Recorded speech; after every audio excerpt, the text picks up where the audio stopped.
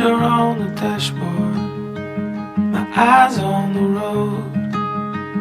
I always knew I'd get here, I just thought I'd be alone. Nagkakilala kami ni James sa boarding house. So, by a common friend. Meron siyang There's no turning back. kaklase, tapos yung classmate naman niya, boyfriend niya yung classmate ko. Kinukwento siya sa akin ng mga friends ko na, uy, si Donato tawag sa kanya eh. Uy, si Donato, masayang kasama yun. Si Donato pinapatawa kami. So, na-curious ako, pero hindi ko naman siya nakita kasi 1 week lang yun. And then, one time nakita kami sa boarding house. Nakita niya ako kasi dumalaw siya sa boarding house ng friend niya. Tapos, nakita niya ako doon. Siyempre, nagandahan siya sa akin. Hanggang sa, yun, nakita ko siya. Ayun, syempre, love at first sight. Ayoko talaga ng serious relationship dahil gusto ko muna makapagtapos ng pag-aaral. Tapos one time, kasi nakita ko siya, sa bahay nila, nagpunta ako dahil fiesta. Nakita ko siya kung paano niya i-treat yung parents niya, especially yung mami niya. So yun, parang nagkaroon na ako ng interest sa kanya. Doon ko siya na-start, parang matutunang mahalin. Tapos, syempre, dahil lagi akong nandun, ayun, nagkainlaban na kami.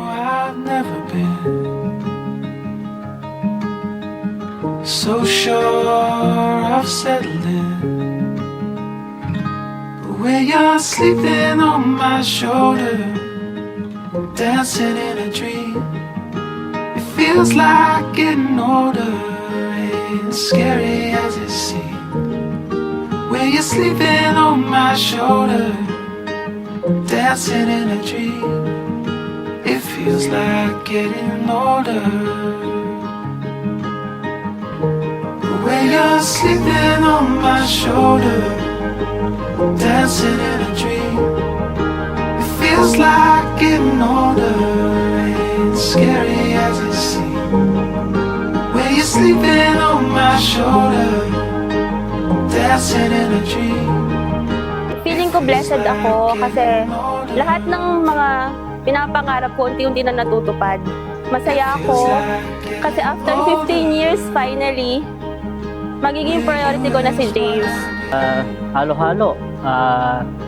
Kinakabahan, nape-pressure. Pero higit sa lahat, masayang masaya.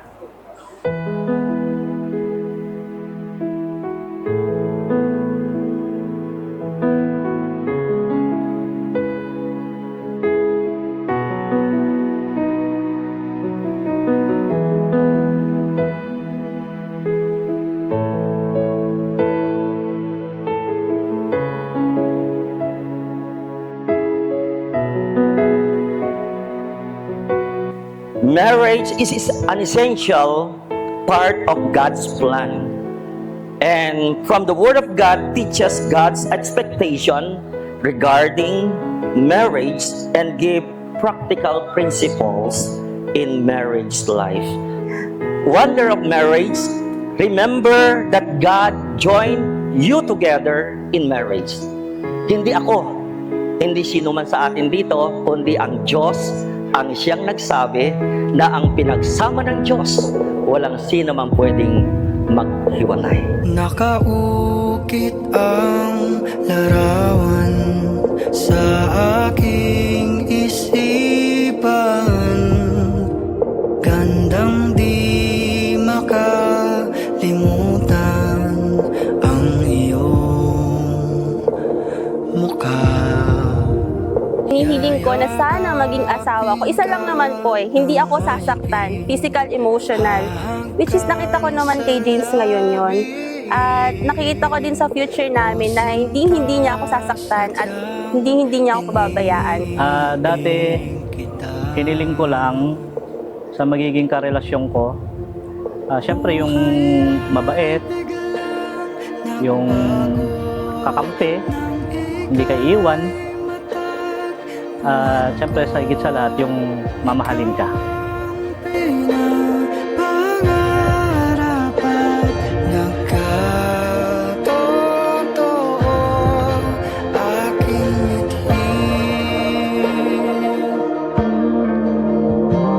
For 15 years kasi nagsama kami naging magkarelasyon kami. Okay naman yung relasyon namin eh. Parang almost perfect na nga. Siyempre may mga challenges din naman. Pero sa mga susunod na taon, nakikita ko sa kanya dahil dito lang January 10, 2025, inaccept na kasi namin si Lord. So parang nagkaroon kami ng panibagong pamumuhay na tinanggap namin ang pagpapala ng Diyos. Makikita ko magkasama pa rin kami sa mga challenges, mahaba pa rin yung patience niya. 10 years from now, nakikita ko mas lalong magiging masaya yung relasyon namin. Magiging mas matibay pa dahil nakabuo na kami ng 15 years. So kailangan tuloy-tuloy pa. Another 15 years or mas maganda, lifetime. Siyempre, yung magkaroon rin kami ng sarili namin family. Sana ibigay na ni Lord. Pinag-ibay pagmamahalan namin dahil tinanggap na namin ang pagpapala ng Diyos. Baga parang si Lord magiging mas center siya ng relationship namin. Dati kasi parang superficial lang yung pagmamahalan namin eh. Marami kaming mga ibang priorities. Pero after 10 years, sa mga susunod na taon, magiging priority na namin ang Panginoon.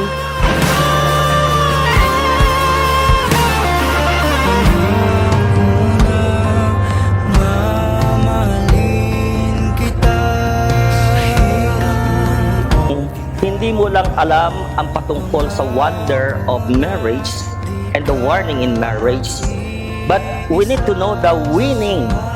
Paano maging successful sa ating marriage life?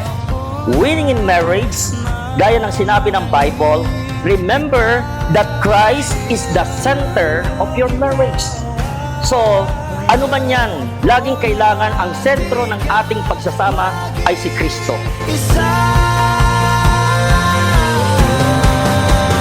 Buhay ay biglang nagbago nang ika'y matagpuan ko. Ikaw ang pinapangarap at magkatotoo. Aking buhay ay biglang nagbago nang ika'y matagpuan ko.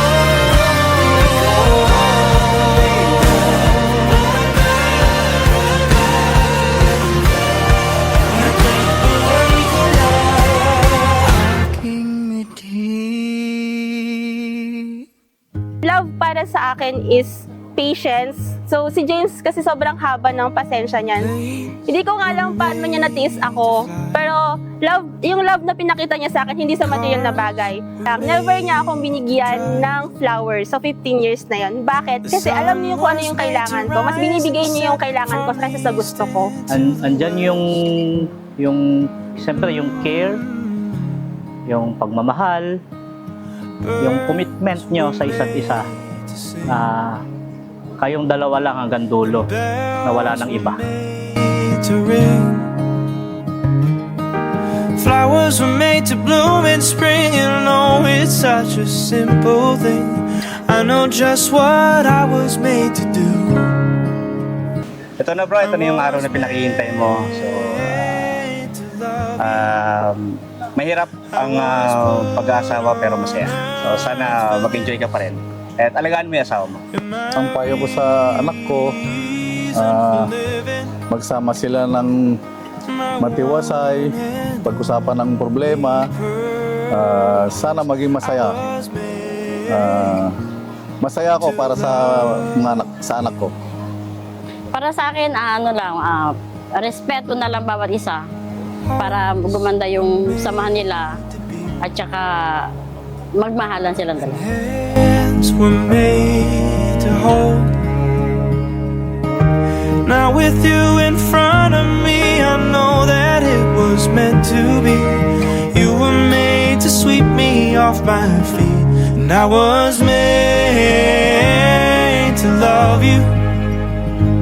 I was put on earth for this. James, ngayon na yung araw na hinintay natin.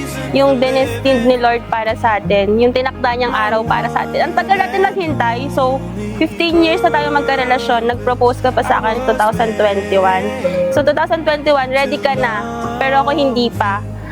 At thankful ako kasi na minsan kahit na priority ko yung family ko, never mo ako pinagpili kung ikaw ba o family ko kasi alam mo kung ano yung gusto kong gawin para sa family ko.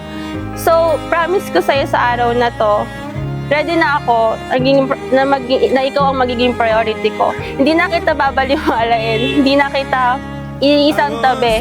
Kumbaga, pamumuhay na ako na nakafocus na sa'yo. Promise ko sa'yo, hindi mo na mararanasan yung lagi ka na lang nasa tabi na parang hindi nag-exist kasi naghihintay ka lang sa akin. So ito na, may hintay mo na ako, sayong-sayo na ako. I love you. Mahal, gusto ko lang sabihin sa'yo, napakasaya ko na ikaw yung nakilala ko. Wala akong pagsisisi na ikaw yung pinili ko. Sana maging matatag pa tayo sa mga susunod na taon. Sana yung mga pangarap natin matupad nang magkasama pa rin tayo. Mahal na mahal kita, alam mo yan. Hindi kita pagpapalit kahit kanino man. Since James, Carlo, and Mary Rose have consented to come together in holy wedlock before God and His congregation, pledging their sincere promises to each other, by the virtue of the authority vested upon me by the Church and the Republic of the Philippines, I now pronounce them husband and wife in the name of the Father, and of the Son, and the Holy Spirit. Those whom God has joined together, let no man put asunder.